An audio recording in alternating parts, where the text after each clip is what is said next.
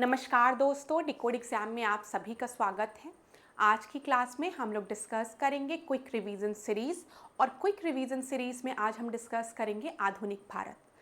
Quick revision series में आधुनिक भारत की 3 क्लासेस पहले भी हो चुकी हैं। अगर आपने उनको नहीं देखा है तो प्लेलिस्ट में जाकर उन क्लासेस को एक बार ज़रूर देखिए। आज ये चौथी क्लास है। एक चीज़ मैं आपको बता दूं, क्विक रिवीजन सीरीज में हम पास्ट ईयर्स के ही क्वेश्चंस को डिस्कस कर रहे हैं जो कि आपके विभिन्न परीक्षाओं में पूछे गए हैं, लेकिन इन प्रश्नों को हम वन लाइनर क्वेश्चन के फॉर्मेट में डिस्कस कर रहे हैं ताकि कम समय में हम मैक्सिमम क्वेश्चंस को रिवाइज कर सकें। तो चलिए आज के सेशन को स्टार्ट करते हैं मेरे साथ ऐश्वर्या सिंह के साथ। क्लास में कहीं पर भी कोई भी डाउट होगा तो आप लोग मुझे कमेंट बॉक्स में बताएंगे। तो सबसे पहले आज की क्लास में हम एक बार क्रोनोलॉजिकल ऑर्डर में सारे इवेंट्स को रिवाइज कर लेते हैं। यहाँ पर आपको 1887 में the Indian national social conference के बारे में लिखा हुआ दिख रहा है, लेकिन 1887 के पहले हम चलते हैं आईएनसी के बारे में। आईएनसी में आपको याद रखना है क्लास, आईएनसी का गठन कब हुआ था। मेरी बातों को ध्यानपूर्वक सुनते चलिए ताकि अगर आपको कोई भी पॉइंट नोट करना हो तो आप नोट कर लीजिए। यहाँ पर जब हम इंडियन नेशनल कांग्रेस की बात कर रहे हैं तो उसका गठन कब हुआ है, आईएनसी का गठन कब हुआ है, 1885 में हुआ है। आईएनसी के जो स्टार्टिंग के 4 सेशंस हुए थे वो कहाँ हुए थे, आपको याद रखना है कोड बक मई। ध्यान दीजिएगा क्लास, बक मई से याद रखिएगा।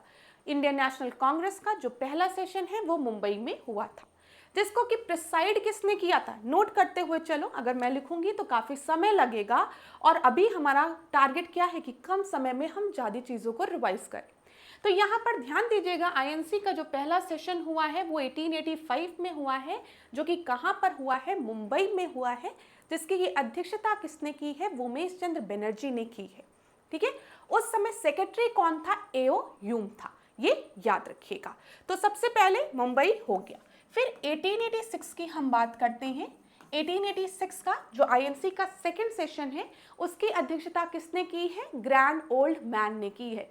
ग्रैंड ओल्ड मैन हम किसे कहते हैं, दादा भाई नौरोजी को कहते हैं। ठीक है, दादा भाई नौरोजी ने इंडियन नेशनल कांग्रेस के सेकंड सेशन को प्रिसाइड किया है 1886 में, जो कि कहां पर हुआ था, कलकत्ता में हुआ था। अब देखिए ध्यान दीजिएगा, अगर कभी भी परीक्षा में आपसे दादा भाई नौरोजी के बारे में कुछ चीजें पूछे तो सबसे पहले तो आपको याद रखना है कि दादा भाई नौरोजी को हम ग्रैंड ओल्ड मैन के नाम से भी जानते हैं। दादा भाई नौरोजी ने ईस्ट इंडियन एसोसिएशन का गठन किया था, ये भी आपको याद रखना है। ईस्ट इंडियन एसोसिएशन का गठन किसने किया है, दादा भाई नौरोजी ने। Poverty and un British rule in India किसके द्वारा दी गई है, दादा भाई नौरोजी द्वारा। ड्रेन थियरी दादा भाई नौरोजी द्वारा। और एक इंपॉर्टेंट फैक्ट क्या है, आईएनसी के कितने सेशंस को दादा भाई नौरोजी ने प्रिसाइड किया है, तो 3 सेशंस को दादा भाई नौरोजी ने प्रिसाइड किया था। कौन कौन सा सेशन, सबसे पहला सेशन तो हमने डिस्कस कर लिया 1886 का, जो कि कोलकाता में हुआ था, कैसे, कलकत्ता। ठीक है, फिर दूसरा सेशन 1893 में हुआ था, जिसको कि दादा भाई नौरोजी ने प्रिसाइड किया था, और वो कहां पर हुआ था, लाहौर में हुआ था। तीसरा सेशन याद रखिएगा 1906 में हुआ है, कहाँ हुआ है, कलकत्ता में हुआ है, जिसे दादा भाई नौरोजी ने प्रिसाइड किया था। तो दादा भाई नौरोजी ने इंडियन नेशनल कांग्रेस के 3 सेशंस को प्रिसाइड किया था, पहला 1886 में, दूसरा 1893 में और तीसरा 1906 में। याद रहेगा, वेरी गुड। फिर इसके बाद हम देखते हैं 1887 वाला जो इंडियन नेशनल कांग्रेस का सेशन है वो भी महत्वपूर्ण है।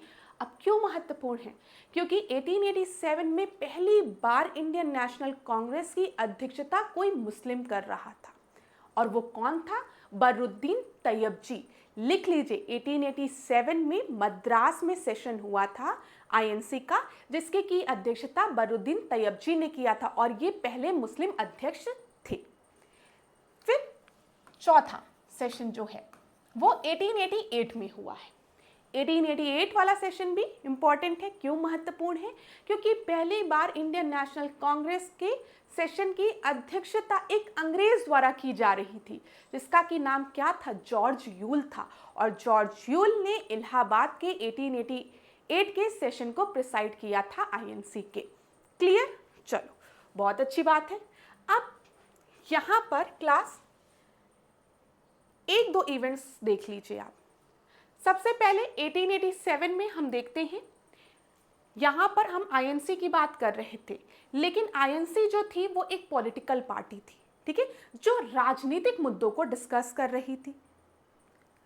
इसी के साथ आईएनसी की एक और पार्टी का गठन होता है जो कि सोशल मुद्दों को, सामाजिक मुद्दों को डिस्कस करने के लिए, जैसे कास्ट से रिलेटेड जो डिस्क्रिमिनेशन थे, चाइल्ड मैरिज की हम बात करें, विडो रीमैरिज से रिलेटेड इश्यूज, इन सारे इश्यूज को डिस्कस करने के लिए एक सोशल पार्टी का गठन हुआ 1887 में, जो कि आपको यहां पर लिखा हुआ दिख रहा है। यहां पर ध्यान दीजिएगा, the Indian national social conference. Indian national social conference जो थी वो इंडियन नेशनल कांग्रेस का ही हिस्सा थी, लेकिन यहाँ पर ये सोशल मुद्दों को डिस्कस करने के लिए इसका गठन किया गया था। ये याद रखिएगा, क्योंकि आईएनसी में खाली पॉलिटिकल, राजनीतिक मुद्दों को डिस्कस करने के लिए उसे बनाया गया था। अब यहाँ पर आपको किसका किसका नाम याद रखना है, ये महत्वपूर्ण है। यहाँ पर रघुनाथ राव जी का नाम आप याद रखेंगे, ठीक है, रघुनाथ राव प्लस एमजी रनाडे का नाम याद रखेंगे। जब परीक्षा में आपसे पूछा जाएगा the Indian national social conference के बारे में, जिसका कि गठन 1887 में हुआ है, इसमें बहुत महत्वपूर्ण भूमिका निभाई गई थी रघुनाथ राव जी और एमजी रनाडे द्वारा। क्लियर है? चलो अब इस टाइमलाइन में हम फिर आते हैं और यहाँ पर क्या लिखा है, 1888, ठीक है, 1888। यहाँ पर ये 1888 क्यों महत्वपूर्ण है, क्योंकि यहाँ पर एक ऑर्गेनाइजेशन आपकी फॉर्म हुई थी जिसका कि नाम था यूनाइटेड इंडियन पेट्रियोटिक एसोसिएशन। आपके परीक्षा में पूछा जाता है कि यूनाइटेड इंडिया पेट्रियोटिक एसोसिएशन का फाउंडर कौन था, तो यहाँ पर इसका फाउंडर था सर सैयद अहमद खान। याद रखिएगा, सर सैयद अहमद खान जो थे ना, वो इंडियन नेशनल कांग्रेस को हिंदू पार्टी की तरह ट्रीट करते थे। उनको लगता था इंडियन नेशनल कांग्रेस में खाली हिंदू रिप्रेजेंटेशन है, ठीक है। उन्होंने इसी वजह से आईएनसी को क्रिटिसाइज भी किया है। तो कभी भी अगर परीक्षा में कोई भी स्टेटमेंट ऐसा दिखे कि आईएनसी को सपोर्ट किया था सर सैयद अहमद खान ने, तो याद रखिएगा नहीं, आईएनसी को कभी भी सर सैयद अहमद खान ने सपोर्ट नहीं किया था, बल्कि 1888 में जाकर सर सैयद अहमद खान ने यूनाइटेड इंडिया पेट्रियोटिक एसोसिएशन का गठन कर दिया। इस पार्टी का मेन पर्पस ये था कि जो ब्रिटिश ऑफिसर हैं उनको ये बताया जाए कि मुस्लिम्स पर आप भरोसा कर सकते हैं, ठीक है, ये ध्यान दीजिएगा। एक मतलब इनके बीच में एक हार्मोनी स्टैब्लिश करना, मतलब एक दूसरे पर ट्रस्ट करने वाली भावना को स्थापित करना मेन इसका पर्पस था, और थोड़ा मुस्लिम एजुकेशन, थोड़ा एजुकेशन को भी प्रमोट करना। तो यहाँ पर ये सारे फैक्ट्स आप याद रखिएगा जब हम बात करते हैं 1885 से 1888 तक। तो बीच में आपको याद रखना है 1887 में इंडियन सोशल कॉन्फ्रेंस का गठन हुआ है रघुनाथ राव और एमजी रनाडे द्वारा। फिर आपको 1888 में याद रखना है यूनाइटेड इंडिया पेट्रियोटिक एसोसिएशन का गठन हुआ है, किसके द्वारा, सर सैयद अहमद खान द्वारा। ये सारे प्रश्न आपकी परीक्षा में पूछे गए हैं जो मैं आपको बता रही हूँ। अब आगे बढ़ते हैं क्लास। दूसरा इवेंट जो यहाँ पर दिया गया है वो 1903 वाला इवेंट दिया गया है।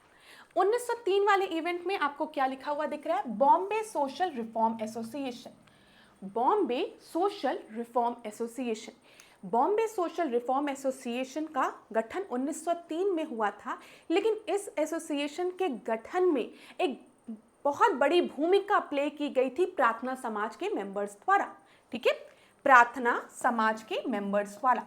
अब यहाँ पर जैसे ही प्रार्थना समाज मैंने लिखा, आपके दिमाग में तुरंत नाम आना चाहिए आत्माराम पांडुरंग का।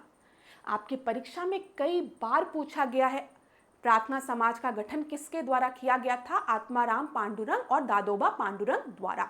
कब किया गया था, 1867 में किया गया था। ये याद रखिएगा, नोट करना है तो नोट भी कर सकते हो, बहुत ही इंपॉर्टेंट चीज मैंने आपको बताई है अभी। चलो, प्लस याद रखिएगा बॉम्बे सोशल रिफॉर्म एसोसिएशन से एमजी रनाडे जुड़े हुए हैं। यहाँ पर एमजी रनाडे का नाम आप याद रखिएगा, ठीक है। परीक्षा में अगर प्रश्न पूछता है प्रार्थना समाज से भी ये जुड़े थे जाकर, ठीक है। यहाँ पर जब हम बात करते हैं the Indian national social conference की, इसके भी फाउंडिंग मेंबर ये रहे, इसके तो ये फाउंडिंग मेंबर रहे हैं, ठीक है। प्रार्थना समाज से ये जुड़े थे। Plus Bombay social reform association की बात करेंगे तो उससे भी एमजी रनाडे जुड़े हुए हैं, ठीक है। और साथ ही साथ अगर डेक्कन एजुकेशन की हम बात करेंगे, डेक्कन एजुकेशन सोसाइटी, लिख लो डेक्कन एजुकेशन सोसाइटी, जिसके की फाउंडिंग मेंबर कौन थे, जीजी आगरकर थे। परीक्षा में पूछा गया है, लिखो क्लास। यहां पर एक चीज और लिखो, डेक्कन एजुकेशन सोसाइटी का एस्टैब्लिशमेंट कब हुआ है? 1888 में हुआ है, जिस साल 1884 में हुआ है। यहां पर ये 4 होगा, गलती से मैंने वो लिख दिया 1884 में, मतलब इंडियन नेशनल कांग्रेस के गठन के 1 साल पूर्व पहले ही डेक्कन एजुकेशन सोसाइटी का गठन 1884 में हुआ है, जीजी आगरकर द्वारा। आपकी परीक्षा में कई बार पूछा गया है। इसके भी मेंबर आपके एमजी रनाडे थे, ये याद रखिएगा। सारे फैक्ट्स याद रहेंगे आपको, नहीं याद रहेंगे तो नोट कर लो। जैसे ये क्रोनोलॉजी नोट कर रहे हो ना, तो साइड में ही लिख लो एमजी रनाडे, कई बार आपकी परीक्षा में पूछा गया है। डेक्कन एजुकेशन सोसाइटी से भी जुड़े थे, प्रार्थना समाज से भी जुड़े थे, पूना सार्वजनिक सभा से भी जुड़े थे, ठीक है, इंडियन सोशल कॉन्फ्रेंस से भी जुड़े हैं। लिख लो इस तरीके से लाइन खींच के, क्योंकि परीक्षा में अगर इनसे रिलेटेड प्रश्न बने ना तो आप आसानी से कर लो। इसके बाद आगे बढ़ते हैं, बंगाल का विभाजन। आप सभी को पता है 1905 में बंगाल का विभाजन होता है। कौन वाइसरॉय रहता है? लॉर्ड कर्जन, ये याद रखिएगा। बंगाल का विभाजन किस तारीख को होता है? तो 16 अक्टूबर 1905, ये याद रखिएगा, डेट इंपॉर्टेंट है, 16 अक्टूबर 1905, ठीक है। 16 अक्टूबर 1905 को बंगाल का विभाजन कर दिया जाता है। स्वदेशी आंदोलन बंगाल विभाजन के विरुद्ध सब जगह आपका चल रहा होता है। और यहाँ पर याद रखिएगा, इंडियन नेशनल कांग्रेस का एक सेशन जो है वो 1905 में होता है बनारस में। लिख लीजिए, 1905 का इंडियन नेशनल कांग्रेस का जो सेशन है वो बनारस में होता है, जिसकी की अध्यक्षता कौन करते हैं? गोपाल कृष्ण गोखले करते हैं, ठीक है। गोपाल कृष्ण गोखले को हम political Guru of Mahatma Gandhi के नाम से जानते हैं। ये प्रश्न आपकी परीक्षा में पूछा गया है। और एक और याद रखिएगा प्रश्न, servant of Indian society, servant of Indian society के फाउंडिंग मेंबर कौन है? वो भी गोपाल कृष्ण गोखले हैं, और 1905 में इन्होंने इसका गठन किया था, ये भी याद रखिएगा, ठीक है। अब 1906 के समय में आते हैं। 1906 में क्या हुआ है? मुस्लिम लीग का गठन हुआ है, ठीक है। मुस्लिम लीग का गठन कहाँ हुआ है? ढाका में हुआ है। ढाका का नवाब कौन था? सलीमुल्लाह खान था। मुस्लिम लीग के पहले सेशन की अध्यक्षता किसने की है? आगा खान द्वारा की गई है। ये सारे प्रश्न आपके विभिन्न परीक्षाओं में पूछे गए हैं, जो मैं आपको बता रही हूँ, ठीक है। फिर 1906 में एक चीज़ आपको और याद रखनी है, जो कि अभी थोड़ी देर पहले मैंने आपको बताया है। 1906 में ही इंडियन नेशनल कांग्रेस का एक सेशन हुआ है, जिसकी की अध्यक्षता दादा भाई नौरोजी ने की है। कहाँ पर ये सेशन हुआ है? कलकत्ता में हुआ है। और इस सेशन में स्वदेशी स्वराज बाइकॉट की बात की गई है, ये भी याद रखिएगा। चलो 1907 में आ जाते हैं। 1907 में क्या हुआ है? सूरत स्प्लिट हुआ है। क्या हुआ है? सूरत स्प्लिट हुआ है। नरम दल और गरम दल बट जाते हैं, ठीक है। और इस सेशन को प्रिसाइड किसने किया है? रास बिहारी घोष ने, याद रखिएगा, किसने? रास बिहारी घोष ने, ये नोट कर लीजिए। फिर पृथक निर्वाचन का प्रारंभ, सांप्रदायिक निर्वाचन क्षेत्र की बात करते हैं 1909 में। 1909 की जब हम बात करते हैं तो आप सभी को पता है मॉर्ले मिंटो रिफॉर्म आता है। मॉर्ले मिंटो रिफॉर्म में किसकी बात की जाती है? सेपरेट इलेक्टोरेट की बात की जाती है, पृथक निर्वाचन की बात की जाती है। किसके लिए? मुस्लिम्स के लिए, ठीक है। इसी वजह से राजेंद्र प्रसाद क्या कहते हैं कि मॉर्ले मिंटो रिफॉर्म ने कहीं ना कहीं पाकिस्तान की नींव रख दी थी। जब उन्होंने पृथक निर्वाचन की बात की तो कहीं ना कहीं पाकिस्तान की नींव उस दिन रख दी गई 1909 में ही, तो ये भी याद रखिएगा। आगे बढ़ते हैं। कामागाटा मारू प्रकरण की बात की गई है 1914 की, लेकिन 1914 के पहले भी हम कुछ इंपॉर्टेंट घटनाओं को देख लें। 1911 वाली घटना, 1911 वाली घटना क्यों महत्वपूर्ण है?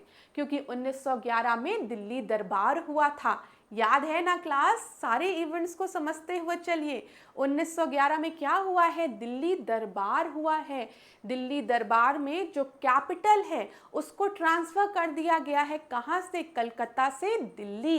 ये याद रखिएगा। और 1 अप्रैल 1912 को इसको लागू कर दिया गया था, मतलब कैपिटल ट्रांसफर कर दी गई थी, इस दिन लागू कर दिया गया था।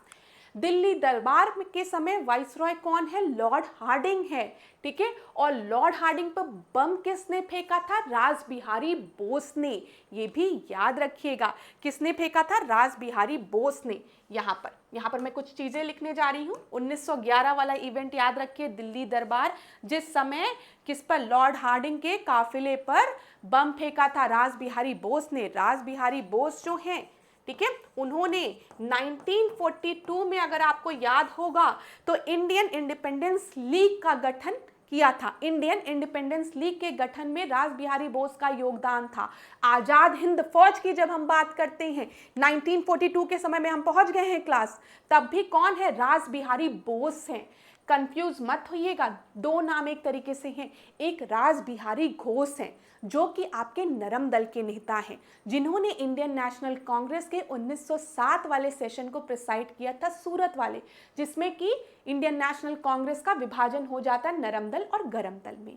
ये रास बिहारी बोस हैं, ठीक है, जिन्होंने लॉर्ड हार्डिंग पे बम फेंका था, उसके बाद ये बाहर निकल गए थे। और 1942 में इन्होंने इंडियन इंडिपेंडेंस लीग और आजाद हिंद फौज से ये जुड़े हुए थे। ये भी याद रखिएगा। चलो आगे बढ़े। यहाँ पर हाँ, अब 1914 वाले प्रकरण की बात करते हैं। 1914 वाले प्रकरण की बात करने के पहले एक बार हम 1913 के भी एक इवेंट की बात कर लेते हैं। 1913 में क्या हुआ है? गदर पार्टी का गठन हुआ है। कहाँ पर हुआ है? सैन फ्रांसिस्को, यूएसए में हुआ है ना। यहाँ पर पूछा जाता है कौन जुड़ा था? लाला हरदयाल जुड़े थे और सोहन सिंह भाकना जुड़े थे। ये याद रखिएगा, ठीक है। सोहन सिंह भाकना और लाला हरदयाल की का नाम आपको याद रखना है। 1913 वाले इवेंट में गदर पार्टी से रिलेटेड, सैन फ्रांसिस्को, यूएसए, कई बार परीक्षा में पूछे गए प्रश्न ये हैं। 1914 में आएंगे, कामागाटा मारू प्रकरण घटना हुई है। यहाँ पर क्या था? एक शिप को हायर किया गया था, जो कि हांगकांग से जो भारतीय थे उनको कनाडा पहुंचाने वाली थी, वैंकूवर में, ठीक है। लेकिन जब ये कनाडा पहुंचने वाली थी, उसी समय इस शिप को वहां पर एंटर करने से रोक दिया गया और उसे भारत भेज दिया गया, कोलकाता में बजबज पोर्ट में, ठीक है। असल में इस समय क्या हुआ था कि वर्ल्ड वॉर चल रहा था, और वर्ल्ड वॉर के समय एक आदेश जारी किया गया था कि कोई भी भारतीय, ठीक है, जो दूसरे देश से कनाडा आ रहे होंगे, उनको कनाडा में एंट्री नहीं दी जाएगी, उनको कनाडा में घुसने की परमिशन नहीं दी जाएगी अगर वो डायरेक्ट भारत से नहीं आ रहे हैं। क्यों? क्योंकि हो सकता है वो किसी क्रांतिकारी गतिविधियों में शामिल हो, इस वजह से रोक लगा दी गई थी। और जब हांगकांग से ये शिप आपका कनाडा पहुंचा तो इसे वहां पर एंटर करने से रोक दिया गया और इसे कोलकाता वापस भेजा गया, ठीक है। और कोलकाता में जब ये शिप पहुंचा तो आपको पता है वहां पर इनका लाठियों के साथ, डंडों के साथ स्वागत हुआ इंडियंस को, और उन्हें ले जाकर जेल में बंद भी कर दिया गया था। तो कामागाटा मारू प्रकरण भी याद रखिएगा 1914 में हुआ है। महात्मा गांधी का भारत में आगमन, तो महात्मा गांधी भारत में कब आए हैं? 9 जनवरी 1915 को। ये इवेंट्स याद रखिएगा।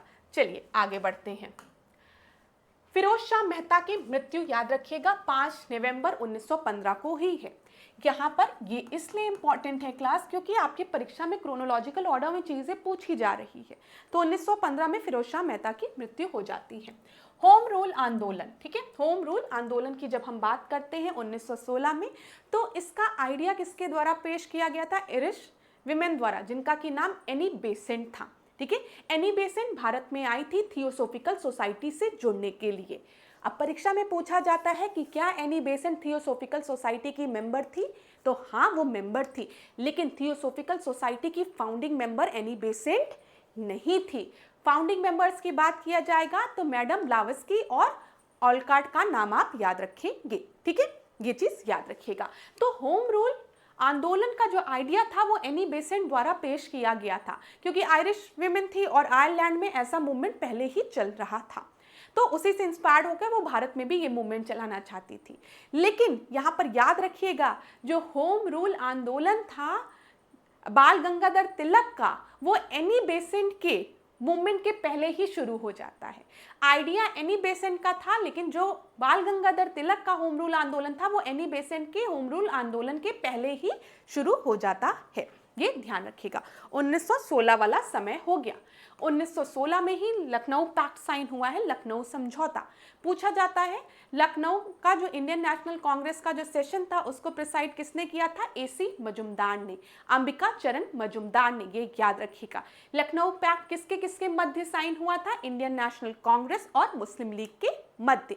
यहाँ पर INC ने जो मुस्लिम लीग के जो सेपरेट इलेक्टोरेट की डिमांड थी उसको एक्सेप्ट किया था। ये ध्यान रखिएगा। चलिए, तिलक का होम रूल आंदोलन अप्रैल 1916 में शुरू हो गया है। ठीक है, 1916 वाला होम रूल आंदोलन हो गया। कांग्रेस लीग समझौता, ठीक है, 1916 में, ये वही समय चल रहा है। फिर चंपारण सत्याग्रह 1917। अब यहाँ पर जब लखनऊ पैक्ट साइन होता है INC का, जब लखनऊ सेशन होता है तो उसमें कौन पार्टिसिपेट करते हैं? महात्मा गांधी पार्टिसिपेट करते हैं। महात्मा गांधी की मुलाकात राजकुमार शुक्ल से होती है और राजकुमार शुक्ल महात्मा गांधी को चंपारण के बारे में बताते हैं। ठीक है, चंपारण नील क्रांति के बारे में बताते हैं कि आप चलिए, वहाँ पर जो फार्मर्स हैं उनसे ज़बरदस्ती नील की खेती कराई जा रही है और सारी प्रॉब्लम्स बताते हैं।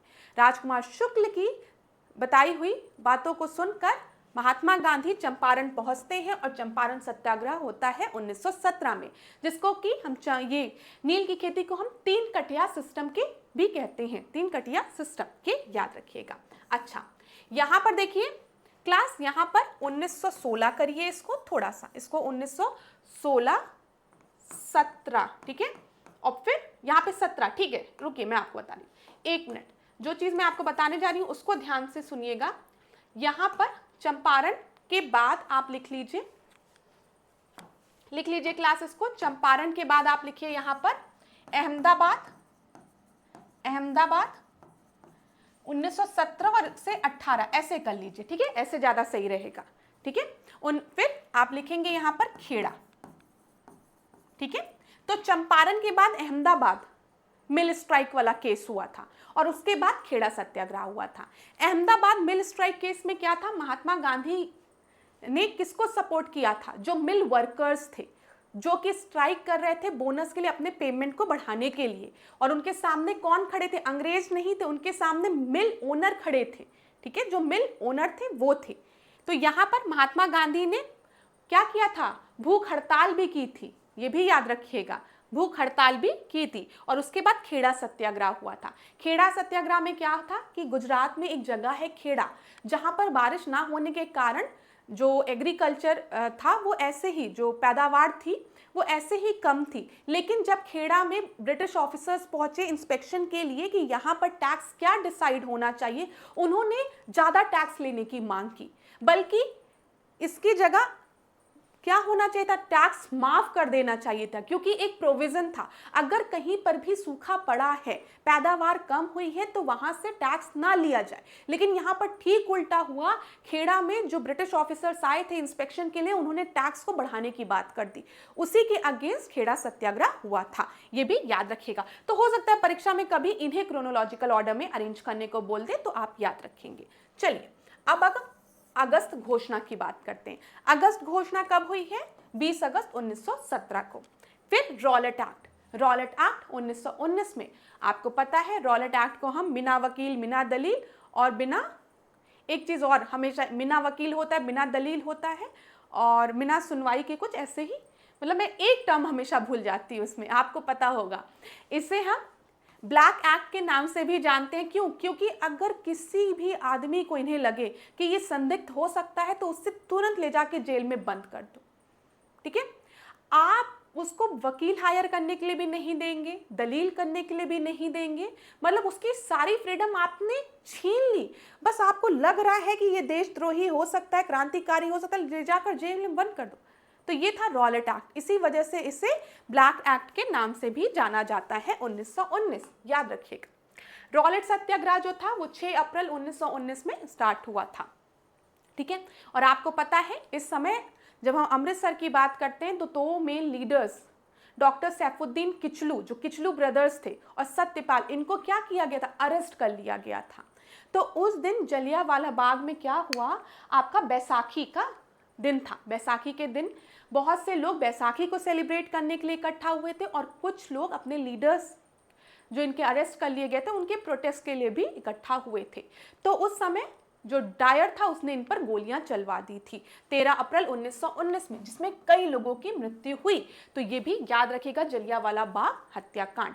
हंटर कमीशन का गठन किया गया था कि क्या ये हत्याकांड सही था कि क्या था, इसके लिए हंटर कमीशन को अपॉइंट भी किया गया था, ये ध्यान रखिएगा। खिलाफत आंदोलन की अगर हम बात करें तो 1919 में, ठीक है, ये याद रखिएगा 1919 में खिलाफत आंदोलन आपका शुरू हुआ। खिलाफत आंदोलन में क्या था, जो आपके मुस्लिम्स के जो रिलीजियस गुरु थे, जो खलीफा थे, ठीक है, उनको उनके पद से हटा दिया गया था, जिसके विरुद्ध हर जगह जो मुस्लिम्स थे विश्व में वो इसका विरोध कर रहे थे। और भारत में हम देखते हैं कि यहाँ पर असहयोग खिलाफत आंदोलन, दो आंदोलन को एक साथ शुरू किया जाता है, जो कि कहीं ना कहीं हिंदू और मुस्लिम्स में एक यूनिटी भी शो कर रहा रहता है। असहयोग खिलाफत आंदोलन, जिसमें महात्मा गांधी क्या कह देते हैं कि 1 साल के अंदर मैं स्वराज की प्राप्ति करा दूंगा, 1920 का समय है ये याद रखिएगा, ठीक है। तो कांग्रेस का अमृतसर अधिवेशन याद रखिएगा 1919 में हुआ है। जलियांवाला बाग हत्याकांड पर कांग्रेस आपकी 25 मार्च 1920 को मिली है, ठीक है। बाल गंगाधर तिलक 1 अगस्त 1920, मैंने आपको पहले भी बताया है, 1 अगस्त 1920 में बाल गंगाधर तिलक की मृत्यु हो जाती है और 1 अगस्त 1920 को ही असहयोग आंदोलन आपका शुरू होता है। तो ये भी याद रखिएगा। कभी परीक्षा में ऐसा प्रश्न बना कि किस लीडर ने असहयोग आंदोलन के परिणाम को नहीं देख पाए, कौन लीडर, तो आप बताएंगे बाल गंगाधर तिलक। चलिए, कोलकाता का भारतीय राष्ट्रीय कांग्रेस का जो विशेष अधिवेशन है वो 1920 में हुआ था, कोलकाता अधिवेशन। फिर मोपला सत्याग्रह विद्रोह के बारे में कई बार आपसे पूछा गया है। मोपला विद्रोह कहां पर हुआ है, केरल में हुआ है, ठीक है। कब हुआ है, 1921 में हुआ है, याद रखिएगा। चौरी चौरा घटना, आप सभी को पता है कि 1920 में असहयोग आंदोलन जब शुरू किया गया तो महात्मा गांधी ने कह दिया 1 साल के भीतर हम स्वराज की प्राप्ति कर लेंगे, लेकिन चौरी चौरा कांड की वजह से महात्मा गांधी ने असहयोग आंदोलन को वापस ले लिया। तो कहीं कहीं आपको 4, कहीं कहीं आपको 5 फरवरी लिखा हुआ मिलता है। 1922 में चौरी चौरा कांड हुआ था, जिसमें एक पुलिस स्टेशन में जो पुलिसकर्मी थे उनको जिंदा जला दिया गया था। फिर उसके बाद महात्मा गांधी असहयोग आंदोलन को वापस ले लेते हैं। वाइकोम सत्याग्रह 1924 से 25 के मध्य हुआ है। यहाँ पर एक घटना आप 1923 वाली और लिख लीजिए, वो क्या है, स्वराज पार्टी का गठन। स्वराज पार्टी का गठन, ध्यान दीजिए क्लास, जब हम 1923 की बात करते हैं, असहयोग आंदोलन को वापस लेने के बाद बहुत से ऐसे आईएनसी के मेंबर्स थे जो कि महात्मा गांधी से खुश नहीं थे, ठीक है। उसमें से सीआर दास, मोतीलाल नेहरू, ये लोग छोड़ते हैं इंडियन नेशनल कांग्रेस को और स्वराज पार्टी का गठन करते हैं 1923 में, और कहते हैं कि स्वराज पार्टी के थ्रू हम अब असेंबली में बैठेंगे, काउंसिल में बैठेंगे और अपनी बात को प्रेजेंट करेंगे। तो ये भी याद रखिएगा। वाइकोम सत्याग्रह 1924 से 25 के मध्य हुआ है। अखिल भारतीय डिप्रेस्ड क्लास संगठन डिप्रेस्ड क्लास संगठन 1925 में। साइमन कमीशन 1927 में। मैंने आपको बताया है 1927 में साइमन कमीशन को अपॉइंट किया जाता है, जिसमें कि 7 मेंबर्स होते हैं, कोई भी इंडियन नहीं होता, सब यूरोपियन मेंबर्स होते हैं, जिसके वजह से साइमन कमीशन का विरोध हर जगह होता है, ठीक है। और लाहौर में साइमन कमीशन का विरोध करते समय लाला लाजपत राय को लाठी लग जाती है, जिसके वजह से उनकी मृत्यु 17 नवंबर को हो जाती है, ये याद रखिएगा। 17 नवंबर, ठीक है। एक लास्ट क्लास में शायद मैंने इसको 19 नवंबर बोल दिया है, तो इसको आप सही कर लीजिएगा। 17 नवंबर 1928 को लाला लाजपत राय की मृत्यु हो जाती है। और इसी समय साइमन कमीशन को चैलेंज देने के लिए हमारे यहाँ नेहरू रिपोर्ट का गठन होता है। नेहरू रिपोर्ट बनकर जब तैयार होती है तो उसमें हम डोमिनियन स्टेटस की ही मांग करते हैं, ये भी आप याद रखिएगा। सर्वदलीय सम्मेलन 1928 को होता है। नेहरू रिपोर्ट देखिए अगस्त 1928 को बनकर तैयार हो जाती है। 1 साल का समय दिया जाता है कि नेहरू रिपोर्ट को इंप्लीमेंट करने का। हमारे डोमिनियन स्टेटस की मांग को पूरा करने का, लेकिन अंग्रेज ऐसा नहीं करते हैं, जिसके वजह से 1929 को लाहौर सेशन में हम पूर्ण स्वराज की मांग करते हैं, जिसको कि प्रिसाइड किसने किया था? जवाहरलाल नेहरू ने किया था। और हम बोलते हैं कि आने वाले 26 जनवरी को 1930 को हम पूर्ण स्वराज दिवस के रूप में मनाएंगे, ये भी याद रखिएगा। चलिए, दांडी मार्च आपकी शुरू हुई है 1930 में, ठीक है। आपको पता है महात्मा गांधी ने दांडी मार्च शुरू किया, कहाँ से? साबरमती से दांडी, और दांडी पहुंचकर उन्होंने एक मुट्ठी नमक बनाया और उसके बाद सविनय अवज्ञा आंदोलन का प्रारंभ हुआ।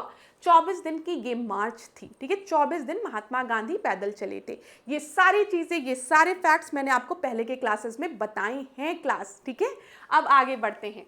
प्रथम गोलमेज सम्मेलन कब हुआ है? 1930 में हुआ है, याद रखिएगा। अगर आपसे पूछा जाए कि 1930 में नवंबर में 12 नवंबर 1930 को आपका प्रथम गोलमेज सम्मेलन शुरू हुआ था। द्वितीय गोलमेज सम्मेलन की अगर हम बात करेंगे तो वो 1931 में। लेकिन उसके पहले देख लीजिए, पूर्ण स्वराज दिवस हमने 26 जनवरी 1930 में, ये तो आपका पहले ही है ना। जो फर्स्ट राउंड टेबल कॉन्फ्रेंस है वो 12 नवंबर 1930 से शुरू हुआ है, और पूर्ण स्वराज दिवस को हमने 26 जनवरी 1930 को मनाया है। उसका डिक्लेरेशन तो हमने 1929 में लाहौर सेशन में ही जवाहरलाल नेहरू ने कह दिया था कि आने वाले 26 को हम पूर्ण स्वराज दिवस के रूप में मनाएंगे, ये याद रखिएगा, ठीक है। उसके बाद हमारा दांडी मार्च होता है, और दांडी मार्च के बाद सविनय अवज्ञा आंदोलन शुरू होता है, और फिर आपका राउंड टेबल कॉन्फ्रेंस 1 होता है, जिसमें आईएनसी पार्टिसिपेट नहीं करती है, क्योंकि हमारे यहाँ इंडियन नेशनल कांग्रेस ने सविनय अवज्ञा आंदोलन की शुरुआत कर दी थी, ठीक है क्लास। बहुत से फैक्ट्स हैं, लेकिन अगर आप समझेंगे तो याद रहेगा। चलो, फिर यहाँ पर देख लो, 6 अप्रैल 1930 क्लियर हो गया, सविनय अवज्ञा आंदोलन शुरू हो गया। अब फर्स्ट राउंड टेबल कॉन्फ्रेंस में क्या होता है? इंडियन नेशनल कांग्रेस पार्टिसिपेट नहीं करती है, जो कि भारत की एक मेजर पार्टी है, जिसके वजह से क्या बोला जाता है कि कुछ भी करिए, लेकिन ये इंश्योर करिए कि सेकेंड राउंड टेबल कॉन्फ्रेंस में इंडियन नेशनल कांग्रेस पार्टिसिपेट करे। और इस चीज़ को इंश्योर करने के लिए गांधी और इरविन के बीच में समझौता होता है, जिसे कि हम गांधी इरविन पैक्ट कहते हैं, ठीक है। गांधी इरविन पैक्ट 5 मार्च 1931 को आपका साइन हुआ है, याद रखिएगा, जिसमें ये डिसाइड किया जाता है कि सविनय अवज्ञा आंदोलन पर पॉज लगेगा, उसको रोका जाएगा, और इंडियन नेशनल कांग्रेस जो है वो सेकेंड राउंड टेबल कॉन्फ्रेंस में पार्टिसिपेट करेगी। आगे बढ़ते हैं। द्वितीय गोलमेज सम्मेलन 7 सितंबर 1931, जिसमें आईएनसी पार्टिसिपेट करती है। तृतीय गोलमेज सम्मेलन 1932 में हुआ है। अच्छा, द्वितीय गोलमेज सम्मेलन में क्या बात कर दी जाती है बताओ? कम्युनल अवार्ड की बात कर दी जाती है दलित के लिए, जिससे कि नाखुश होकर महात्मा गांधी आते हैं, और इस समय महात्मा गांधी को अरेस्ट कर लिया जाता है। महात्मा गांधी आमरण अनशन पर बैठ जाते हैं, कहते हैं मैं कुछ नहीं खाऊंगा, कुछ भी नहीं करूंगा, जब तक ये कम्युनल अवार्ड वाला जो प्रपोजल है उसको अस्वीकार नहीं किया जाता है। यहाँ पर फिर BR अम्बेडकर और महात्मा गांधी के बीच में पैक्ट साइन होता है, जिसे कि हम पूना पैक्ट कहते हैं, याद रखिएगा। तृतीय गोलमेज सम्मेलन 1932 में हुआ है। सांप्रदायिक निर्णय अवार्ड की घोषणा कब हुई है? 16 अगस्त 1932 को। पूना समझौता कब हुआ है? याद रखिएगा, 24 सितंबर 1932 को पूना समझौता हुआ है, ठीक है, पूना समझौता हुआ है। अब यहाँ पर आप सभी को पता है 1935 में क्या हुआ है? गवर्नमेंट ऑफ इंडिया एक्ट आया है, ठीक है। गवर्नमेंट ऑफ इंडिया एक्ट के तहत इलेक्शन कंडक्ट कराया गया है 1937 में। 1937 में जब इलेक्शन कंडक्ट कराया गया है, तो यहाँ पर देखा गया है इंडियन नेशनल कांग्रेस आपकी एक उभरती हुई पार्टी के रूप में आती है, लेकिन आईएनसी के मेंबर्स जो हैं वो 1939 में जाकर रिजाइन कर देते हैं। 22 अक्टूबर 1939 को आईएनसी के मेंबर्स रिजाइन कर देते हैं। क्यों? क्योंकि इंडियन नेशनल कांग्रेस से बिना पूछे ये डिक्लेयर कर दिया गया था, जो भारतीय हैं वो सपोर्ट करेंगे ब्रिटिशर्स को वर्ल्ड वॉर 2 में। तो आईएनसी के मेंबर्स कहते हैं आज हम इतनी बड़ी पॉलिटिकल पार्टी हैं और आपने हमसे एक बार भी नहीं पूछा कि क्या हम भारतीय आपका सपोर्ट करना चाहते हैं वर्ल्ड वॉर 2 में कि नहीं, और आपने डिक्लेयर कर दिया। तो इस वजह से आईएनसी के मेंबर्स अपने पोजीशन से रिजाइन कर देते हैं। और 22 दिसंबर 1939 को जो मुस्लिम लीग है वो मुक्ति दिवस के रूप में मनाती है, डिलीवरेंस डे के रूप में मनाती है। याद रखिएगा ये चीज, ठीक है। तो अब क्या होता है, ब्रिटिशर्स को इंडियंस का सपोर्ट नहीं मिल रहा होता है सेकेंड वर्ल्ड वॉर में, जिसकी वजह से ये लोग एक ऑफर लेके आते हैं, एक लालच लेके आते हैं, जिसका कि नाम है अगस्त ऑफर। तो अगस्त ऑफर कब आया है? 1940 में आया है, 8 अगस्त 1940 में, जिसमें कि कई टर्म्स एंड कंडीशन रखी जाती है। बोला जाता है कि आप लोग पहले हमारा सपोर्ट करिए, एक बार युद्ध खत्म हो जाए तो हम कमेटी बिठाएंगे। कमेटी क्या करेगी? कॉन्स्टिट्यूएंट असेंबली का गठन करेगी, जो कि भारत के कॉन्स्टिट्यूशन का निर्माण करेगा। हम आपको डोमिनियन स्टेटस देंगे। तभी तो बाद में बोला जाता है कि पोस्ट डेटेड चेक। अभी क्रिप्स मिशन क्या देखिए यहाँ पर 1942, तो 1940 से 1942 अगस्त ऑफ क्रिप्स मिशन में कहीं पर भी, यहाँ तक कि आप मान लीजिए क्लास अभी क्विट इंडिया मूवमेंट के समय में भी कहीं पर भी हमें इन्होंने आज़ादी देने की बात नहीं कही। जब माउंटबेटन प्लान आता है तब होता है कि भारत का विभाजन होगा और इन्हें स्वतंत्रता दी जाएगी, पूर्ण स्वतंत्रता। नहीं तो इधर अभी हमें बस डोमिनियन स्टेटस देने की ही बात कही जा रही है। और डोमिनियन स्टेटस का प्रपोजल तो हमने कब ठुकरा दिया? जब हमने किसकी बात की? जब हमने पूर्ण स्वराज की बात कर ली थी 1929 में। चलो, यहां पर इतनी चीजें हुई। अब अगस्त संकल्प 1942 हो गया, सीआर फॉर्मूला 1944 में आया है। अभी हम डिस्कस करेंगे क्वेश्चंस भी। गांधी जिन्ना वार्ता 1944 में हुई है, शिमला कॉन्फ्रेंस 1945 में, देसाई लियाकत पैक्ट 1945 में, ठीक है। आईएनए पे मुकदमा 1945 में मैंने आपको बताया है। फिर शिमला समझौता 19 जून 1945 में, कैबिनेट मिशन 1946 में। अब हम प्रश्नों को डिस्कस करते हैं। क्रिप्स मिशन एवं भारत छोड़ो आंदोलन। क्लास ध्यान दीजिएगा, यहाँ पर मैंने आपको क्रोनोलॉजिकल ऑर्डर में चीज़ों को समझाई, इसलिए ताकि हो सकता है आपके दिमाग में ये सारे पॉइंट्स रहे एक क्रोनोलॉजी में। लेकिन अगर कहीं पर भी आपको डाउट हुआ होगा तो आप मुझे कमेंट बॉक्स में ज़रूर बताएंगे, ठीक है। अब हम टॉपिक को डिस्कस करते हैं। अगर आपको भी थोड़ा सा पॉज लेना है तो आप ले सकते हैं। मैं भी एक घूंट पानी पी लेती हूँ ताकि आप क्वेश्चंस को हम देखें।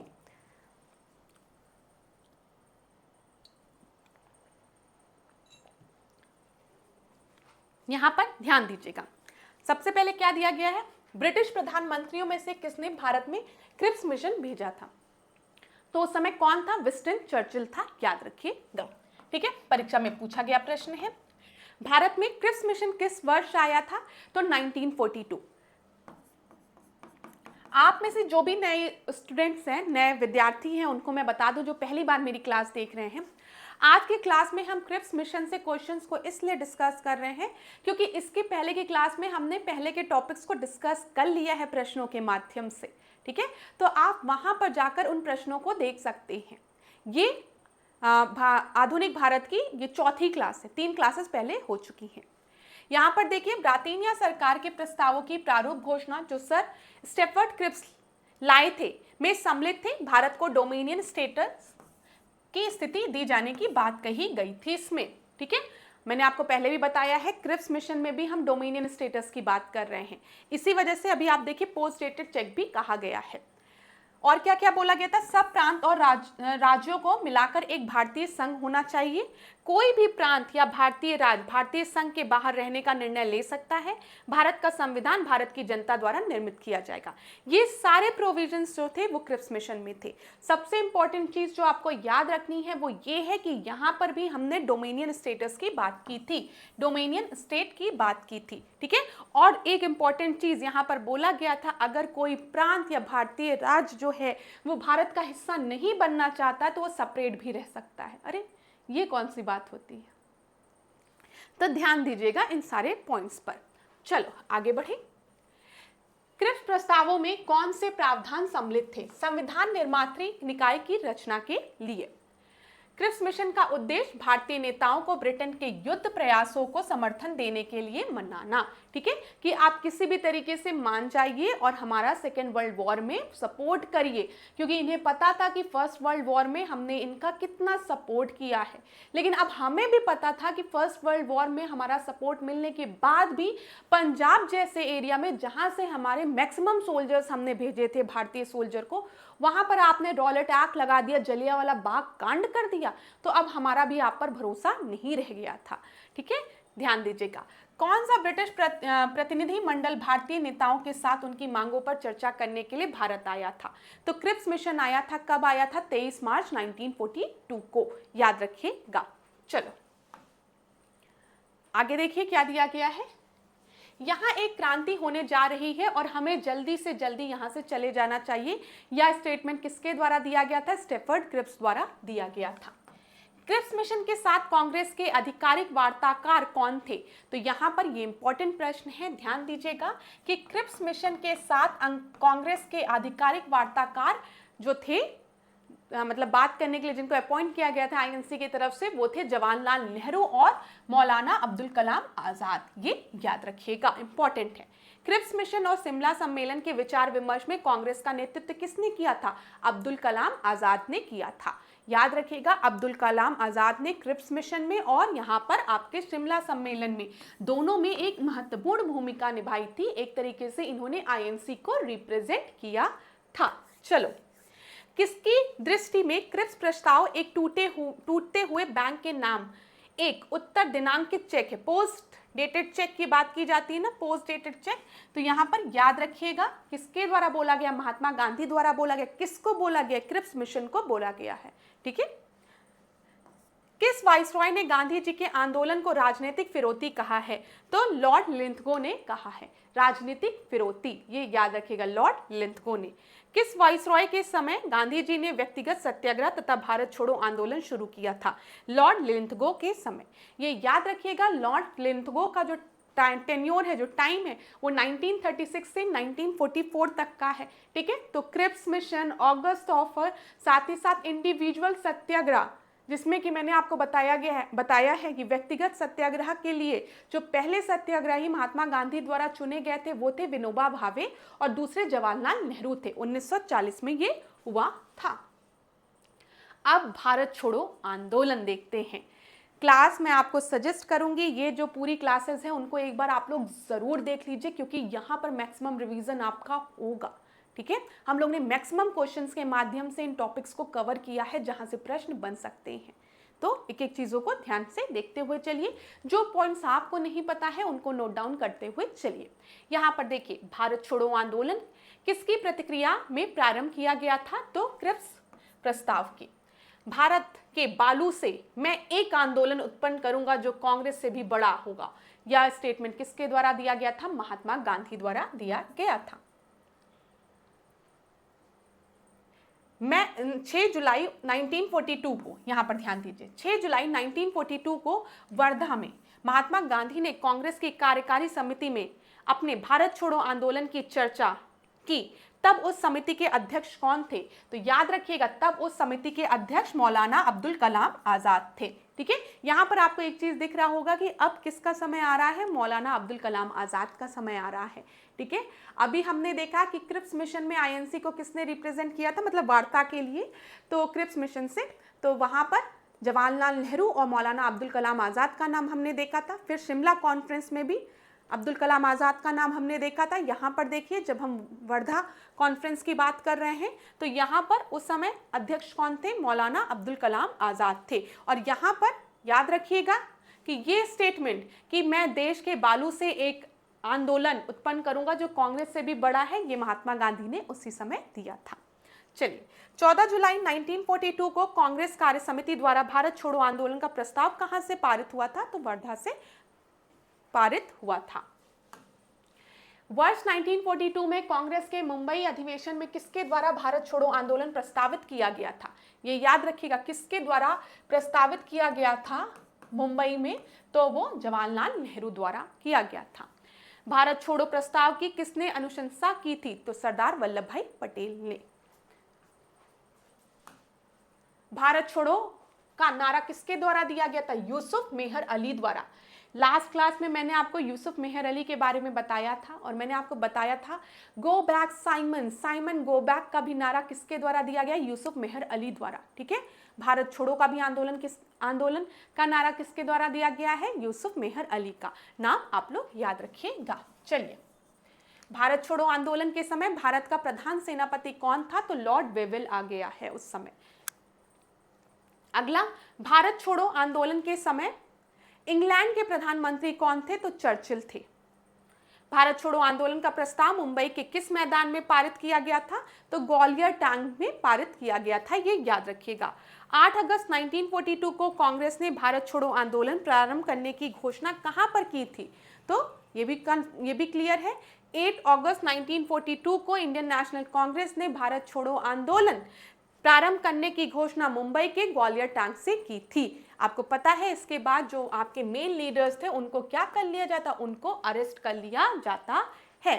ठीक है, यहां पर क्लास एक चीज ध्यान दीजिएगा।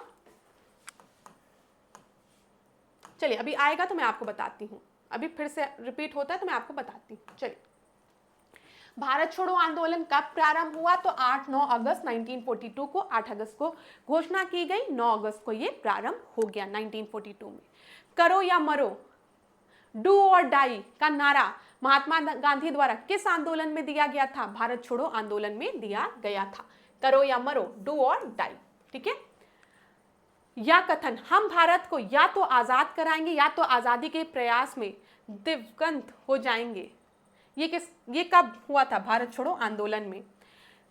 हम या तो स्वतंत्र भारत लेंगे या इसके प्रयास में मर जाएंगे, डू और डाई महात्मा गांधी द्वारा बोला गया है भारत छोड़ो आंदोलन के समय। यही चीज अलग अलग तरीके से आपके परीक्षा में पूछी गई है। यहां पर एक अलग प्रश्न है, इसको देख लीजिए, ऑपरेशन जीरो से रिलेटेड।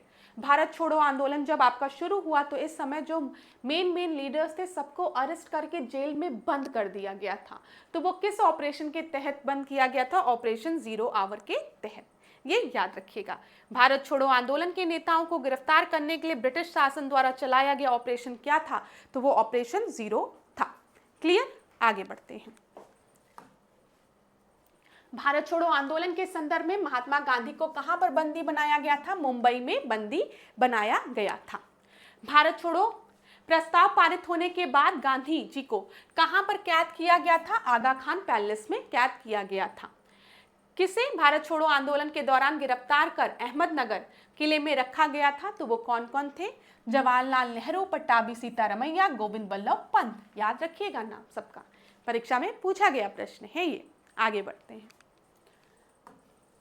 डॉक्टर राजेंद्र प्रसाद को 9 अगस्त 1942 को गिरफ्तार करके कहां भेजा गया था? तो बांकीपुर जेल में इन्हें भेजा गया था। इस स्टेटमेंट को पढ़िए कि ये स्टेटमेंट किसके द्वारा दी गई है, ये पूछा गया है। कोई सरकार तब तक सेवा का उपकरण है जब तक वह लोगों की इच्छा और सहमति पर आधारित है। जब वह जनता को जबरदस्ती झुकाने का प्रयास करती है तब वह दमन का औजार बन जाती है। इसलिए जिस समय जनता में उसका आतंक का भय समाप्त हो जाता है, चाहे वो कानून का हो या अस्त्र शस्त्रों का हो, तब वह दमन भी समाप्त हो जाता है। यह कथन किसके द्वारा दिया गया है? महात्मा गांधी द्वारा दिया गया है। भारत छोड़ो आंदोलन किसका फल था? क्रिप्स के प्रस्तावों में भारतीयों के नौराष्ट्र का, भारत पर जापानी आक्रमण की धमकी का, ठीक है, फिर AICC द्वारा 1942 को में एक प्रस्ताव पारित करने का, ठीक है, ये भी याद रखिएगा। चलिए आगे बढ़ते हैं। अब देखिए ये क्या है, ऑपरेशन रूबिकॉन किस चीज से रिलेटेड है? अभी हमने देखा ऑपरेशन 0 के तहत क्विट इंडिया मूवमेंट के समय जो मेन लीडर्स थे उनको अरेस्ट कर लिया गया था। अब यहाँ पर रूबिकॉन ऑपरेशन की बात की गई है। वह कूट शब्द जिसे भारत में ब्रिटिश सरकार द्वारा किस संदर्भ में प्रयोग किया गया था? तो जेल में महात्मा गांधी का आमरण अनशन से रिलेटेड था। भारत छोड़ो आंदोलन 1942 के दौरान गांधी जी की मृत्यु पर, ये ध्यान दीजिएगा यहाँ पर, ठीक है। चलिए आगे बढ़ते हैं। किन पार्टियों ने भारत छोड़ो आंदोलन का समर्थन नहीं किया था?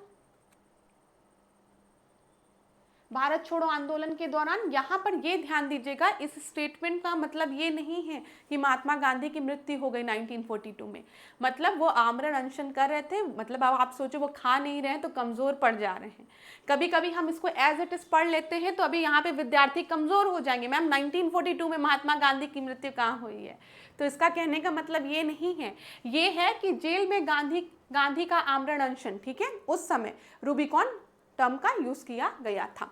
चलो आगे देखते हैं किन पार्टियों ने भारत छोड़ो आंदोलन का समर्थन नहीं किया था। तो यहां पर ध्यान दीजिएगा, हिंदू महासभा ने, communist party of India, unionist party of Punjab और मुस्लिम लीग ने क्विट इंडिया मूवमेंट का सपोर्ट नहीं किया था। इंपॉर्टेंट है, याद रखिएगा, नोट कर लीजिए इन सारी चीजों को।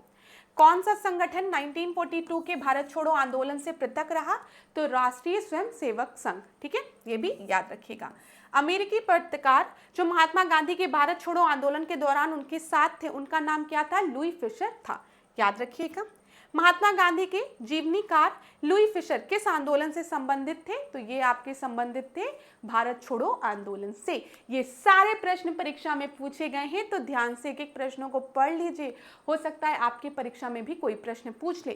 खासकर उन प्रश्नों पर ध्यान दीजिएगा जिन प्रश्नों का उत्तर आपको नहीं पता है या फिर जो प्रश्न आप पहली बार सुन रहे हो, तो रिवीजन के लिए ये आसान हो जाता है। चलिए, किसने महात्मा गांधी को गेहूं की भूमि और टैगोर को गुलाब का उद्यान कहा था? तो लुई फिशर ने कहा था कि गेहूं की भूमि और टैगोर को उन्होंने गुलाब का उद्यान कहा था। भारत छोड़ो आंदोलन के समय कौन युवा महिला नेत्री अवज्ञा और प्रतिरोध का प्रतीक थी? तो अरुणा आसफ अली। पूछा जाता है कि क्विट इंडिया मूवमेंट से रिलेटेड कौन थी? तो अरुणा आसफ अली, याद रखिएगा। चलिए आगे बढ़े, प्रश्नों को देखिए एक बार। भारत छोड़ो आंदोलन के समय किसने कांग्रेस रेडियो का प्रसारण किया था? तो उषा मेहता ने किया था। भारतीय स्वतंत्रता आंदोलन के संदर्भ में उषा मेहता की ख्याति किससे जुड़ी हुई थी? भारत छोड़ो आंदोलन की बेला में गुप्त कांग्रेस रेडियो चलाने के लिए उषा मेहता का नाम जाना जाता है। कौन कांग्रेस रेडियो पर भारत छोड़ो आंदोलन की अवधि में नियमित रूप से कार्यक्रम प्रस्तुत करते थे? वो राम मनोहर लोहिया थे। ये ध्यान दीजिएगा, क्योंकि आपको पता है सारे जो लीडर्स थे उनको अरेस्ट कर लिया गया था, तो कोई भी पब्लिक में जाकर भाषण नहीं दे सकता था, तो गुप्त रूप से इसलिए रेडियो कार्यक्रम चलाए जाते थे, ठीक है। राष्ट्रवादियों ने मुंबई के निकट पहली बार गुप्त ट्रांसमीटर का उपयोग कब किया था? भारत छोड़ो आंदोलन के समय। भारत छोड़ो आंदोलन से उत्पन्न दंगों से कौन सा राज्य क्षेत्र सबसे ज्यादा अधिक प्रभावित हुआ था? तो वो बिहार और यूपी, ठीक है, उत्तर प्रदेश, संयुक्त प्रांत, यूनाइटेड प्रोविंस उस समय। आगे देखिए, महात्मा गांधी तथा उनके सहयोगी की 1942 में हुई धरपकड़ से बिहार में बहुत दंगे हुए। इसमें रेल सेवा पूर्ण रूप से ठप हो गई। उसमें अधिकतम प्रभावित जिला कौन सा था? मुंगेर का। अब ये बिहार पीसीएस में पूछा गया प्रश्न रहा होगा। किसने भारत छोड़ो आंदोलन के समय कौन जेल से फरार होकर फिर उन्होंने भूमिगत गतिविधियों में पार्टिसिपेट किया था? तो जयप्रकाश नारायण ने। नाम याद रखिएगा। जयप्रकाश नारायण को राष्ट्रीय स्तर के नेता के रूप में पहचाना गया किस आंदोलन में? भारत छोड़ो आंदोलन के दौरान। भारत छोड़ो आंदोलन के दौरान बकरी का टापू में अखिल भारतीय आजाद दस्ता का गठन, ये पूछा जाता है, अखिल भारतीय आजाद दस्ता का गठन किसके द्वारा किया गया था? ये जयप्रकाश नारायण द्वारा किया गया था क्विट इंडिया मूवमेंट के समय। ध्यान दीजिएगा। भूमिगत आंदोलन किस गांधीवादी आंदोलन से जुड़ा हुआ था? तो वो भारत छोड़ो आंदोलन से जुड़ा हुआ था। भारत छोड़ो आंदोलन के दौरान समांतर सरकारों की स्थापना कहाँ हुई थी? तो ध्यान दीजिएगा, सबसे पहले पैरेलल गवर्नमेंट का जो आपका एस्टैब्लिशमेंट था वो 1942 में बलिया में, ठीक है, चित्तू पांडे के नेतृत्व में हुआ था, ठीक है। फिर तामलुक में, ठीक है, बंगाल में 1942 दिसंबर में, फिर सतारा महाराष्ट्र में। ये याद रखिएगा, आपके परीक्षा में पूछा जा सकता है। फिर अगला देखिए, उत्तर प्रदेश के किस जनपद में भारत छोड़ो आंदोलन के दौरान समांतर सरकार की स्थापना हुई थी? तो मैंने आपको बता दिया 1942 में अगस्त में बलिया में। यहाँ पे चित्तू पांडे का नाम याद रखिएगा। भारत छोड़ो आंदोलन के दौरान समांतर सरकार का उद्गम एक प्रमुख विशेषता थी। अगस्त 1942 में बलिया में इस तरह की समांतर सरकार का नेता कौन था? तो चित्तू पांडे थे। किस वर्ष बंगाल के मिदनापुर जिले में जातीय सरकार की स्थापना हुई थी? तो दिसंबर 1942 में, याद रखिएगा। भारत छोड़ो आंदोलन के दौरान किस स्थान पर लोगों की सरकार स्थापित की गई थी जो सबसे दीर्घ जीवी थी, जो सबसे लंबे समय के लिए? ठीक है, तो ये सतारा, याद रखिएगा क्लास। ठीक है, चलिए आगे बढ़ते हैं। भारत छोड़ो आंदोलन के विषय में कौन कौन से कथन सत्य हैं ये बोला गया है। इसे अगस्त क्रांति के नाम से भी जानते हैं, बिल्कुल सही है। इसमें अरुणा आसफ अली की असाधारण भूमिका थी, बिल्कुल सही है। ठीक है, जवाहरलाल नेहरू को इस आंदोलन के दौरान अरेस्ट कर लिया गया था और अहमदनगर फोर्ट जेल में इनको बंदी बनाकर रखा गया था, बिल्कुल सही है। जयप्रकाश नारायण को हजारीबाग जेल में रखा गया था, जहां से जयप्रकाश नारायण भाग गए थे और फिर भूमिगत होकर इन्होंने कई गतिविधियों में पार्टिसिपेट किया और आजाद दस्ता का भी गठन किया। भारत छोड़ो आंदोलन के दौरान किस नेता ने सरकार द्वारा की गई ज्यादतियों को शेर जैसी हिंसा कहा है? जाति मतलब एक्सप्लॉयटेशन को क्या कहते हैं कि बहुत ज्यादा परेशान मत करो, ये तो वो शेर जैसी हिंसा, तो ये महात्मा गांधी द्वारा कहा गया है। चलो आगे बढ़ते हैं। यहाँ पर भारत छोड़ो आंदोलन रूस तथा फ्रांस की क्रांति से कम नहीं था, यह कथन किसके द्वारा दिया गया है? जयप्रकाश नारायण द्वारा ये कथन दिया गया है। गांधी जी के भारत छोड़ो आंदोलन को किसने अद्वितीय आंदोलन कहा है? सरदार वल्लभ भाई पटेल ने कहा है। ठीक है, ये भी इंपॉर्टेंट है, याद रखिएगा। सरदार वल्लभ भाई पटेल द्वारा ये स्टेटमेंट दिया गया है। भारत छोड़ो आंदोलन के विषय में सही कथन कौन सा है? भारत छोड़ो आंदोलन से लोगों का जागृत करने और साहस दिलाने में सफलता मिली थी। करो या मरो का नारा कब दिया गया था? भारत छोड़ो आंदोलन में। तो ये विभिन्न प्रश्न हैं जो आपकी परीक्षा में, विभिन्न परीक्षाओं में पूछे गए हैं क्विट इंडिया मूवमेंट से रिलेटेड, तो याद रखिएगा। भारत छोड़ो आंदोलन के विषय में सही कथन कौन है? भारत छोड़ो आंदोलन के परिणाम स्वरूप अंग्रेज और मुसलमान कांग्रेस के प्रति समान घृणा के कारण एक दूसरे के नजदीक आ गए। ठीक है, हमने आपको बताया कि भारत छोड़ो आंदोलन का सपोर्ट नहीं किया था मुस्लिम लीग ने। ठीक है, तो कहा जा सकता है कि क्विट इंडिया मूवमेंट के कारण एक दूसरे के नजदीक ही आ गए थे। ठीक है, जिन्ना ने ब्रिटिश सरकार के पक्के सहयोगी की तरह कार्य किया था और मुसलमानों को 1942 के कांग्रेस आंदोलन से दूर रहने को बोला था। भारत छोड़ो आंदोलन के विषय में सही क्या है? भारत छोड़ो आंदोलन भारतीय राष्ट्रीय आंदोलन की पराकाष्ठा थी। भारत छोड़ो आंदोलन के पश्चात शक्ति हस्तांतरण की प्रक्रिया की खोज समय का तकाजा थी। भारत छोड़ो आंदोलन के दौरान जेंटलमैन एग्रीमेंट किन किन के मध्य हुआ था? तो ये मिर्जा इस्माइल और हीरालाल शास्त्री के मध्य। तो यहाँ पर देखिए, ये जो प्रश्न है ना, वन लाइनर से बड़े प्रश्न है जिसमें कि एक स्टेटमेंट, दो स्टेटमेंट, तीन स्टेटमेंट दी रही होगी और आपके परीक्षा में पूछा रहा होगा कि कौन सा स्टेटमेंट सही है। तो स्टेटमेंट्स आप लोग जरूर पढ़ लीजिएगा क्लास। ठीक है, इन स्टेटमेंट्स को आप लोग जरूर पढ़ लीजिएगा। चलिए आगे बढ़ते हैं। चलो, क्विट इंडिया मूवमेंट के जितने भी प्रश्न आपके परीक्षा में बने हैं सबको मैंने डिस्कस कर लिया। अब डिस्कस करेंगे वेवल प्लान तथा कैबिनेट मिशन को प्रश्नों के माध्यम से। तो देखिए, वेवल योजना किस वर्ष प्रस्तुत की गई थी? तो 14 जून 1945 को वेवल प्लान प्रस्तुत किया गया था। सबसे इंपॉर्टेंट चीज ध्यान दीजिएगा, 14 जून 1945 को वेवल प्लान को प्रस्तुत किया गया था। वेवल योजना के अनुसार कार्यकारी परिषद में हिंदू और मुसलमान सदस्यों की संख्या समान होनी चाहिए थी।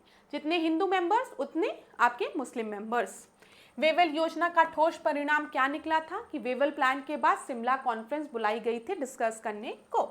शिमला सम्मेलन कब हुआ था? ये जून 1945 में हुआ था। ठीक है, जो कि जुलाई 1945 तक चला था। तो वेवल योजना का जो परिणाम था, मतलब उसको डिस्कस करने के लिए शिमला कॉन्फ्रेंस बुलाई गई थी। तो परीक्षा में कभी भी पूछा जाएगा कि वेवल प्लान पहले हुआ था कि शिमला कॉन्फ्रेंस, तो याद रखिएगा वेवल प्लान को ही डिस्कस करने के लिए शिमला कॉन्फ्रेंस बुलाई गई थी। किस वाइसरॉय ने शिमला सम्मेलन का आयोजन किया था? लॉर्ड वेवल ने। 1945 के शिमला सम्मेलन में कांग्रेस के प्रतिनिधि मंडल का नेतृत्व किसके द्वारा किया गया था? मौलाना आजाद द्वारा। मैंने आपको बताया है ये शिमला कॉन्फ्रेंस की बात। चलिए, अब यहाँ पर इस चार्ट को देख लीजिए क्लास। अच्छा क्लास, मुझे कमेंट बॉक्स में ज़रूर बताइएगा कि ये सेशन आपके लिए महत्वपूर्ण है कि नहीं। ठीक है। इतना बोलने के बाद बोलते रहो बोलते रहो बोलते रहो, बताते रहो, मतलब जितने क्वेश्चंस बन सकते हैं मेरे खुद के दिमाग में आते हैं वो मैं आपको बताती जाती हूँ क्लास के दौरान, कि अगर यहाँ से एक भी प्रश्न बने और कोई भी ऐश्वर्या मैम का बताया हुआ पॉइंट आपको एग्जामिनेशन हॉल में याद आ जाए तो आपका प्रश्न सही हो जाए, बस मैं यही चाहती हूँ, तो इसीलिए मैं बताती जाती हूँ। तो फिर वही चीज़ जो मेरे पुराने स्टूडेंट्स उनको पता होगा, बोलते बोलते ऐसा प्रतीत होता है कहीं ऐसा तो नहीं है सब सो गए होंगे, तो ये भी लगता है, लेकिन लगता है कि नहीं, कुछ आप में से कुछ स्टूडेंट्स जो क्लास रेगुलर देख रहे होंगे, जो चीज़ों को नोट कर रहे होंगे, ठीक है, और भगवान करे यहाँ से प्रश्न फंस जाए ताकि मेरे विद्यार्थियों के प्रश्न सही हो जाए। देखिए क्लास, कोई अगर ये कहे कि मेरा पढ़ाया हुआ ही एग्ज़ाम में आता है तो मैं उसमें से नहीं, ठीक है। मैं पढ़ती हूँ, पढ़ाती हूँ, पास्ट ईयर्स के क्वेश्चंस को देखती हूँ और ये अंदाज़ा लगाया जा सकता है कि यहाँ से आपकी परीक्षा में इतने प्रश्न बन सकते हैं, मैक्सिमम ऐसे ऐसे प्रश्न बन सकते हैं, अंदाज़ा, ठीक है। लेकिन हाँ, अगर यहाँ से प्रश्न बन गए तो ये सब ईश्वर की कृपा है, आप लोगों का भाग्य है और आप लोगों की मेहनत है कि आप लोग सफल होंगे, ठीक है।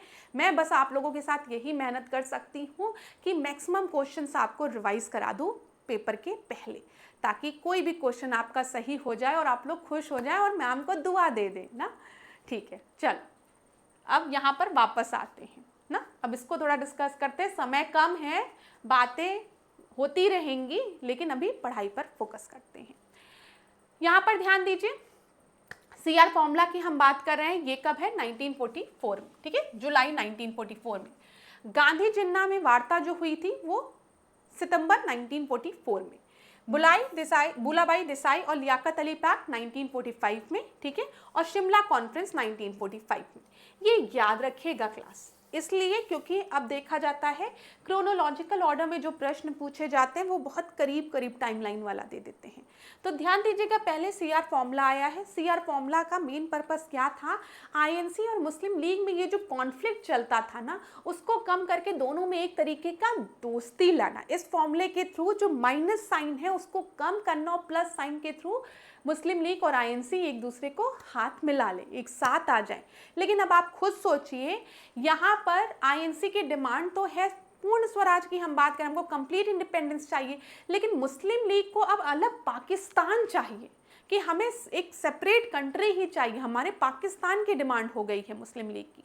तो ये कॉन्फ्लिक्ट चलता रहता है। गांधी जिन्ना के बीच में वार्ता 1944 में होती है। बुलाबाई देसाई और लियाकत अली पैक्ट, इसको बोला जाता है, ये बहुत कॉन्फिडेंशियल होता है, किसी को पता ही नहीं रहता कि ऐसा कोई पैक्ट हुआ है। तो ये 1945 में। शिमला कॉन्फ्रेंस 1945 में, याद रखिएगा जून में, बीच में वेवल प्लान आया है। कैबिनेट मिशन की बात करते हैं। यहाँ पर क्या दिया गया है, 1946 का कैबिनेट मिशन 3 कैबिनेट मंत्रियों से गठित किया गया था, और वो 3 कैबिनेट मंत्री कौन कौन से थे, तो लॉर्ड पैट्रिक लॉरेंस थे, ठीक है, स्टेफर्ड क्रिप्स थे और AV अलेक्जेंडर थे। याद रखिएगा, अलेक्जेंडर, क्रिप्स और लॉरेंस का नाम, लॉरेंस, अलेक्जेंडर और क्रिप्स का नाम। 1946 के कैबिनेट मिशन का नेतृत्व किसने किया था, तो पैट्रिक लॉरेंस ने किया था। जिसमें से नेतृत्व किसने किया, तो पैट्रिक लॉरेंस ने किया था। और मेंबर कौन कौन थे, लॉरेंस थे, क्रिप्स थे और अलेक्जेंडर थे। याद रखिएगा। चलिए आगे देखते हैं। द्वितीय विश्व युद्ध के बाद 1946 में कौन सा मिशन भारत आया था, कैबिनेट मिशन भारत आया था, ठीक है। कैबिनेट मिशन भारत कब आया था, 24 मार्च 1946 को, ये याद रखिएगा। इसका प्रस्ताव मई में आया। इसमें अभी भी भारत को विभाजन मुक्त रखने की आकांक्षा थी, जिसका ब्रिटिश प्रांतों से मिलकर बने एक संघीय राज्य का स्वरूप होना था। उपयुक्त का अगर हम बात करें तो इसका संबंध किससे है, तो ये कैबिनेट मिशन से है, ठीक है, कि ये प्रस्ताव आपका मई में आया था। ध्यान दीजिए, भारत को विभाजन मुक्त रखने की आकांक्षा थी, ठीक है, कि भारत का पार्टीशन की बात अभी भी यहाँ पर नहीं की गई थी कैबिनेट मिशन में। ये याद रखिएगा, भारत के विभाजन का जो प्रस्ताव था उसको माउंटबेटन प्लान में ही एक्सेप्ट किया गया था। उसके पहले कहीं पर भी भारत के विभाजन की बात नहीं एक्सेप्ट की गई है, ठीक है। कैबिनेट मिशन के भारत आगमन के समय भारतीय राष्ट्रीय कांग्रेस के अध्यक्ष कौन थे, तो मौलाना अब्दुल कलाम आजाद। वह कौन सा कांग्रेस अध्यक्ष था जिसने क्रिप्स मिशन व लॉर्ड वेवल प्लान दोनों से वार्ता की थी, ये प्रश्न पहले भी मैंने डिस्कस किया है, तो वो मौलाना अब्दुल कलाम आजाद हैं। संविधान सभा तथा अंतरिम सरकार की बात हम करते हैं। ठीक है, यहाँ जो प्रश्न पूछे गए हैं ध्यान दीजिएगा। स्वतंत्र भारत के लिए संविधान की रचना हेतु संविधान सभा का विचार सर्वप्रथम कब प्रस्तुत किया गया था? स्वराज पार्टी के द्वारा 1934 में। किसने भारत के लिए संविधान सभा के गठन का विचार दिया था? कैबिनेट मिशन ने। यहाँ पर क्लास ध्यान दीजिएगा, अब ये ऑप्शन पे डिपेंड करता है। यहाँ पर भले हम इसको वन लाइनर क्वेश्चन के फॉर्म में डिस्कस करें, लेकिन अब पेपर में आपका ऑप्शन क्या है उसके बेसिस पे यहाँ पे करेक्ट आंसर लिखा हुआ है आपका। ठीक है, ये ध्यान दीजिएगा। यहाँ पर संविधान सभा जिसने भारतीय संविधान का निर्माण किया का गठन किस आधार पर किया गया था? कैबिनेट मिशन प्लान के अंतर्गत। कैबिनेट मिशन योजना के अंतर्गत संविधान निर्मात्री परिषद में प्रत्येक प्रांत को आवंटित सदस्य संख्या निर्धारित कितनी की गई थी? ये 10 लाख व्यक्ति है, ये याद रखिएगा, ये महत्वपूर्ण है। कैबिनेट मिशन योजना के अंतर्गत संविधान निर्मात्री परिषद में प्रत्येक प्रांत को आवंटित सदस्य संख्या निर्धारित करने के लिए एक प्रतिनिधि कितनी जनसंख्या के अनुपात में था? एक जो आदमी है वो 10 लाख को रिप्रेजेंट कर रहा, 10 लाख व्यक्तियों को, ये याद रखिएगा। चलिए, वर्ष 1946 में भारत की संविधान सभा किसके द्वारा चुनी गई थी? प्रांतीय सभाओं द्वारा। ठीक है, संविधान सभा का पहला अधिवेशन कब हुआ था? वेरी इंपॉर्टेंट, 9 दिसंबर 1946। याद रखिएगा, पहला अधिवेशन कब हुआ है? 9 दिसंबर 1946 को संविधान सभा का।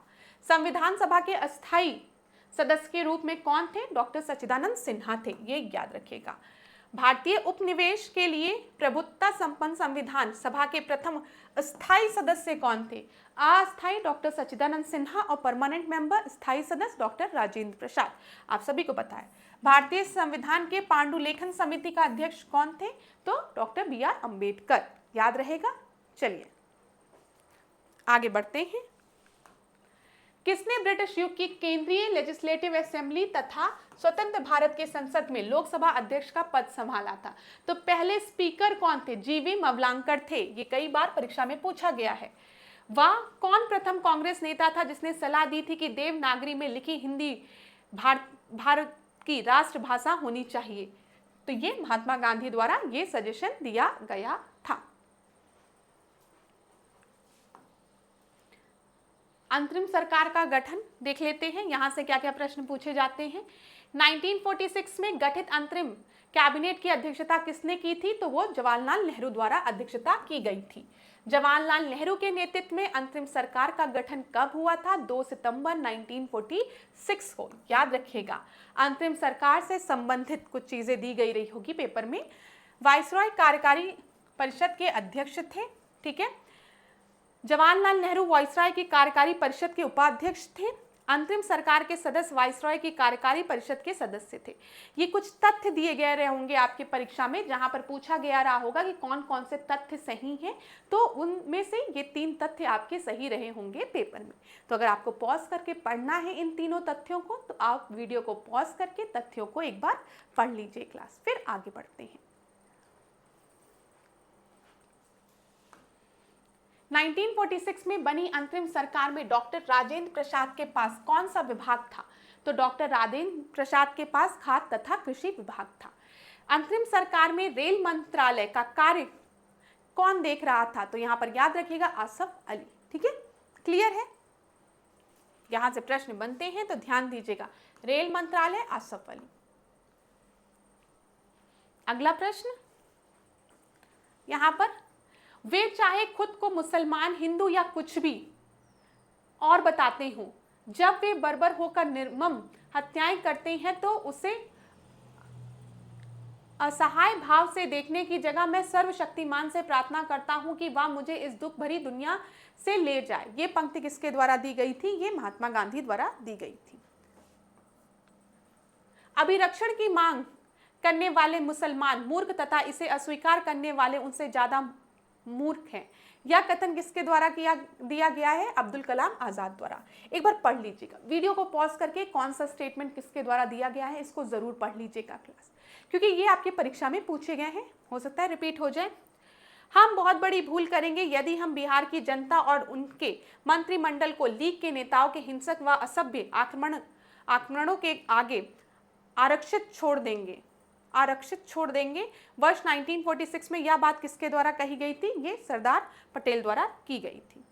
1946 में मेरठ में आयोजित भारतीय राष्ट्रीय कांग्रेस के अधिवेशन की अध्यक्षता किसने की थी? तो जेबी कृपलानी ने की थी। देख लीजिए एक बार, देख लीजिए सारे इसको, जो स्टेटमेंट किसके किसके द्वारा दिया गया है। मैं थोड़ा सा साइड हो जाती हूँ, आप लोग आराम से पढ़ लीजिए इसको।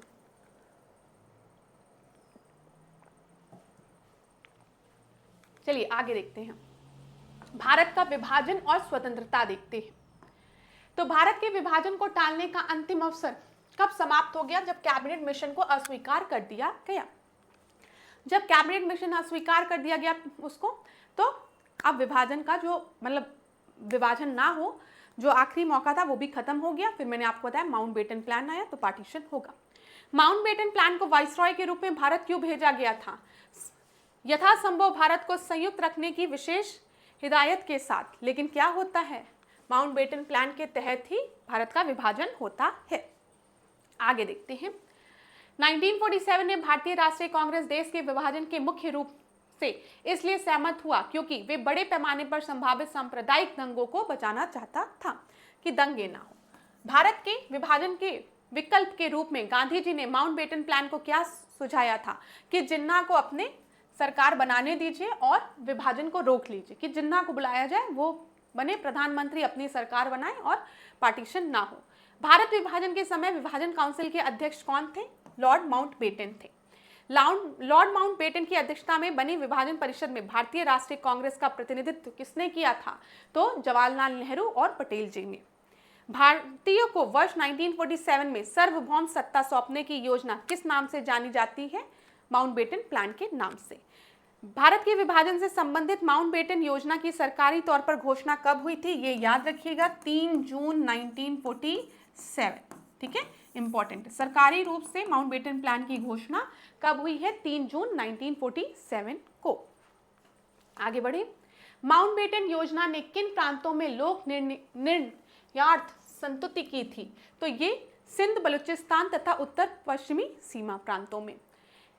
नई दिल्ली में 1947 में आयोजित अखिल भारतीय कांग्रेस समिति की बैठक में किसने विभाजन के प्रस्ताव का समर्थन दिया था? तो अब्दुल कलाम आजाद ने। ठीक है, किसने 1947 के कांग्रेस कमेटी की बैठक द्वारा विभाजन के प्रस्ताव के पारित होने पर राष्ट्रवाद का संप्रदायवाद के पक्ष में समर्पण के रूप में लिखा था? किसने ये स्टेटमेंट लिखा था? डॉक्टर किचलू ने। ये याद रखिएगा, डॉक्टर किचलू द्वारा। अखिल भारतीय कांग्रेस कमेटी की 14 से 15 जून 1947 को संपन्न हुई बैठक में भारत विभाजन के विपक्ष में किसने मतदान दिया था? तो यहाँ पर ध्यान दीजिएगा कि विभाजन नहीं होना चाहिए, उसके विरुद्ध किसने मतदान दिया था? तो खान अब्दुल गफर खान ने और डॉक्टर किचलू तथा पुरुषोत्तम दास टंडन ने। ये भी याद रखिएगा। ठीक है, ये भी याद रखिएगा, खान अब्दुल गफर खान ने, पुरुषोत्तम दास टंडन ने। ठीक है, और डॉक्टर किचलू ने। 15 जून 1947 को कांग्रेस के दिल्ली अधिवेशन में भारत के विभाजन का प्रस्ताव स्वीकार हुआ और इस अधिवेशन के अध्यक्ष कौन थे? तो जब भारत का विभाजन होता है तो उस समय आईएनसी के जो अध्यक्ष हैं वो जेबी कृपलानी हैं। ये याद रखिएगा। रेड क्लिफ समिति किस लिए भारत आई थी? आपको पता है, रेड क्लिफ भारत और पाकिस्तान की बाउंड्री बनाने के लिए ना, इसीलिए बोला जाता है कि किस तरीके से रेड क्लिफ ने बाउंड्री बनाई थी। एक मैप लिया था नक्शे पे, ऐसे लाइन खींच दी थी बस कि ये मैंने बंटवारा कर दिया। चलिए, इस पे कभी हम लोग जब समय रहेगा तो बात करेंगे, अभी नहीं बात करते हैं। भारत विभाजन के संदर्भ में 1947 में नियुक्त समिति का अध्यक्ष कौन था? रेड क्लिफ था। 3 जुलाई 1947 को भारत विभाजन के विरुद्ध किस पार्टी ने काला दिवस के रूप में मनाया था? तो ये याद रखिएगा, ब्लैक डे के रूप में हिंदू महासभा ने मनाया था। भारतीय स्वतंत्रता विधेयक ब्रिटिश प्रधानमंत्री क्लेमेंट एटली द्वारा हाउस ऑफ कॉमन्स में कब पेश किया गया था? तो 4 जुलाई 1947 को। ये भी डेट याद रखिएगा, परीक्षा में 3 जुलाई 4 जुलाई ये डेट जो है वो इंपॉर्टेंट है 1947 की। भारतीय स्वतंत्रता विधेयक हाउस ऑफ कॉमन्स द्वारा कब पारित किया गया था? 15 जुलाई 1947। तो 3 जुलाई 1947 याद रखिएगा, 4 जुलाई 1947 और 15 जुलाई को हाउस ऑफ कॉमन द्वारा इसको पारित कर दिया गया था।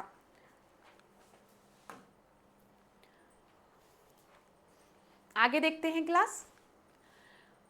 भारतीय स्वतंत्रता विधेयक हाउस ऑफ लॉर्ड्स द्वारा कब पारित किया गया था?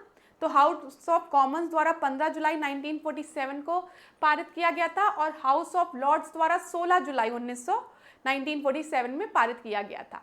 अब क्लास ऐसे प्रश्न आपकी परीक्षा में बनते हैं तो बस एक बार इसको देख लीजिए, रटने के लिए मत परेशान होइए। आपको पता है 15 अगस्त को अभी हमें आज़ादी मिलेगी, तो आप ऐसे याद कर लीजिए कि एक महीने पहले 15 जुलाई को हाउस ऑफ कॉमन्स द्वारा उसे पारित किया गया था और 16 जुलाई को हाउस ऑफ लॉर्ड्स द्वारा उसे पारित किया गया था, नहीं भूलेगा। भारतीय स्वतंत्रता विधेयक को राजकीय स्वीकृति कब प्रदान की गई? 18 जुलाई 1947 को। पाकिस्तान का निर्माण कब हुआ? 14 अगस्त 1947 को। 14-15 अगस्त 1947 की मध्य रात्रि को अंतरिम संसद के रूप में किसने सत्ता ग्रहण की थी? तो संविधान सभा ने। 14-15 अगस्त 1947 की मध्य रात्रि केंद्रीय असेंबली में इनकलाब का गीत और हिंदुस्तान हमारा जनगण मन किसके द्वारा गाया गया था? तो सुब्बलक्ष्मी द्वारा गाया गया था, MS सुब्बलक्ष्मी द्वारा। 15 अगस्त 1947 में भारत को मिली आज़ादी के वक्त समय क्या था? आधी रात्रि थी। आज़ादी के अवसर पर भारत के प्रधानमंत्री की नियुक्ति किसने की थी? गवर्नर जनरल ने। ठीक है। स्वतंत्र भारत के प्रथम गवर्नर जनरल कौन थे? लॉर्ड माउंटबेटन थे। स्वतंत्र भारत के प्रथम विधि मंत्री कौन थे? BR अम्बेडकर थे। किसका स्वतंत्र भारत के प्रथम मंत्रिमंडल का पोर्टफोलियो उनके अंतरिम सरकार के पोर्टफोलियो से भिन्न था? तो यहाँ पर CH भावा का याद रखिएगा। पहले वो वाणिज्य मंत्री थे, बाद में वो खनन एवं शक्ति मंत्री बने। 1947 में भारत विभाजन के बाद किस संयुक्त रक्षा समिति, जिसे सैनिक कर्मचारी हथियारों व युद्ध सामग्रियों के विभाजन की जिम्मेदारी सौंपी गई थी, का सर्वोच्च सेनापति कौन था? तो अचिन लेक थे। ठीक है, यहाँ पे ध्यान दीजिएगा। अंग्रेजों द्वारा भारतीयों को 15 अगस्त 1947 ईस्वी में सत्ता हस्तांतरित किए जाने के समय कौन था अध्यक्ष? INC का JB कृपलानी थे। तो ये प्रश्न परीक्षा में पूछे गए हैं। ठीक है, यहाँ पर ध्यान दीजिए। 15 अगस्त 1947 को जब भारत को स्वतंत्रता प्राप्त हुई, उस समय भारत का वाइसरॉय कौन था? तो उस समय भारत का वाइसरॉय लॉर्ड माउंटबेटन था। ठीक है, जब भारत को आज़ादी मिली उस समय वाइसरॉय कौन था? माउंटबेटन था। याद रखिएगा, गवर्नर जनरल। और अगर हम इंडियन नेशनल कांग्रेस की बात करेंगे तो जब विभाजन होता है तो INC का अध्यक्ष कौन है? JB कृपलानी है। याद रखिएगा, यही बार बार पूछा जा रहा है। भारतीय स्वतंत्रता के समय अंग्रेज महाराज अर्थात ब्रिटेन का राजा कौन था? जॉर्ज पंचम था। जॉर्ज पंचम नहीं, जॉर्ज 6 था। ठीक है, जब भारत को स्वतंत्रता प्राप्त हुई उस समय के ब्रिटेन में कौन सी पार्टी थी? उस समय ब्रिटेन में लेबर पार्टी आ गई थी। भारत के स्वतंत्र होते समय इंग्लैंड का प्रधानमंत्री कौन था? क्लेमेंट एटली था। किसने कहा था कि ब्रिटिश शासन की सबसे अधिक महत्वपूर्ण उपलब्धि भारत का एकीकरण है? वो KM पनिक्कर द्वारा ये स्टेटमेंट दिया गया था। भारतीय राष्ट्रवाद ब्रिटिश राज का शिशु था, या किसके द्वारा कहा गया था? तो R कूपलैंड द्वारा कहा गया था। ये स्टेटमेंट याद रखिएगा, परीक्षा में रिपीट हो जाते हैं। ठीक है, माउंटबेटन के जाने के पश्चात किसने गवर्नर जनरल के रूप में कार्य किया था? श्री राजा गोपालाचारी ने। स्वतंत्र भारत के पहले भारतीय गवर्नर जनरल कौन थे? माउंटबेटन के जाने के बाद श्री राजा गोपालाचारी। ठीक है, स्वतंत्र भारत के अंतिम गवर्नर जनरल कौन थे? वो भी श्री राजा गोपालाचारी थे। याद रखिएगा, इसके बाद ये पोजीशन आपकी खत्म हो जाती है। गांधी जी की मृत्यु पर किसने कहा था हमारे जीवन से प्रकाश चला गया है? जवाहरलाल नेहरू द्वारा ये स्टेटमेंट दिया गया था। 15 अगस्त 1947 के पश्चात भी औपनिवेशिक शक्ति के विरुद्ध स्वाधीनता संघर्ष जारी रखना पड़ा था। किससे? पुर्तगालियों से। ठीक है, 15 अगस्त 1947 के बाद भारत का कौन सा भाग पुर्तगालियों के अधीन था? वो गोवा था। भारत विभाजन के समय मोहम्मद अली जिन्ना को सर्वाधिक उत्तरदायी किसने ठहराया था भारत विभाजन के लिए? तो वो माउंटबेटन द्वारा ठहराया गया था। संविधान को 26 जनवरी के दिन लागू करने का निर्णय इसलिए लिया गया था क्योंकि आपको पता है 1929 के लाहौर सेशन में बोल दिया गया था कि 26 जनवरी को हम पूर्ण स्वतंत्रता दिवस के रूप में मनाएंगे। तो इसी वजह से 26 जनवरी को हमने संविधान लागू किया। ठीक है, तो कांग्रेस ने इस तिथि को 1930 में स्वतंत्रता दिवस के रूप में मनाया था। भारत कब एक संप्रभु गणराज्य बना? तो 26 जनवरी 1950 को रिपब्लिक। अब क्लास कुछ क्वेश्चन जो आपके बचे हैं ये वाले, इसको हम यहाँ पर, ये मैं आपको बता दूं एक मिनट, कि अभी जो अब आपके प्रश्न बचे हैं ना वो आधुनिक भारत में सामाजिक और धार्मिक सुधारों से रिलेटेड, ठीक है, फिर प्रेस के विकास से रिलेटेड, एजुकेशन शिक्षा का विकास। तो ये जो थोड़े छोटे मोटे टॉपिक्स बचे हैं ना, इनको हम एक क्लास में कवर कर लेंगे। आज के सेशन को यहीं पे एंड करेंगे। धार्मिक सुधारों से रिलेटेड आंदोलन, शिक्षा से रिलेटेड आंदोलन, प्रेस से रिलेटेड आंदोलन, ये सारे प्रश्नों को हम नेक्स्ट क्लास में कवर करेंगे। आज के सेशन को यहीं पे एंड करेंगे। आप लोग मुझे कमेंट बॉक्स में ज़रूर बताइएगा कि क्लास आपके लिए यूज़फुल थी कि नहीं, कुछ चीज़ें दिमाग में घुसी, समझ में आया। ऐश्वर्या मैम इतनी देर से बोलती जा रही हैं, कुछ चीज़ें याद हुई? प्लीज़ कमेंट बॉक्स में बताइएगा क्लास। मैं आपको एक और कोर्स के बारे में बता दूँ।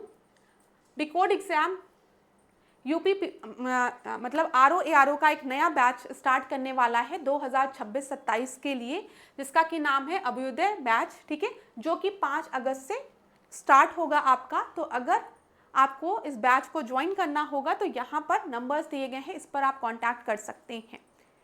तो अभी के लिए हम इस सेशन को यहीं पे एंड करेंगे